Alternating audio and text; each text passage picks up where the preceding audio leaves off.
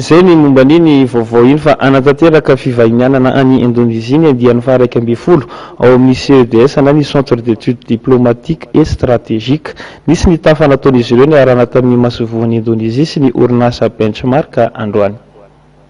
Ny tanjon'ny CEDS dia mba hifanaraka amin'ny fampianarana, ny fivanianana na ny voyage d'études izay ataon'ireo auditeur ny CEDS. Ny andian'ny faha 12 moa dia ho an'ny Indonésie ny faha 13 hatramin'ny faha 13 ny volana aprily ho avy izao. Ny lohahevitra raha teo dia ny fitsidiana ampiroboroboana ny diplomatie sy ny toe-karena na ny voyage de promotion diplomatique et économique. Ny fidianana ny Indonésie dia voalohany indrindra noho ny fankalazana izay zava-dehibe ho an'ny aty amin'ny firenena mandroso izay dia ny fahaentam-potoana ny sommet de Bandung na koa ny conférence ny Asie sy Afrique.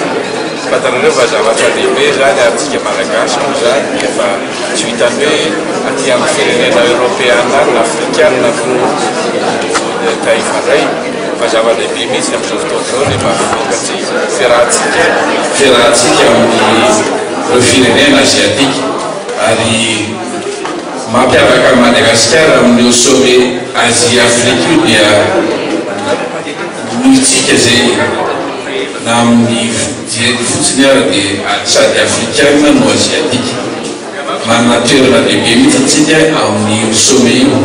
Zay moa zany no an'ireo mpitondra mpitantana firenena fa raha ho anay CEDS dia satria zavatra ho anay Indonésie dia anisan'ireo firenena izay anisan'ny voatra dia voatra tokoa amin'izao fotoana izao ary araky milazain'ireo filantan benchmark teo dia ao amin'ny folo taona manaraka io dia anisan'ny izy no firenena hatramin'ireo firenena takany Brésil na Inde na Chine.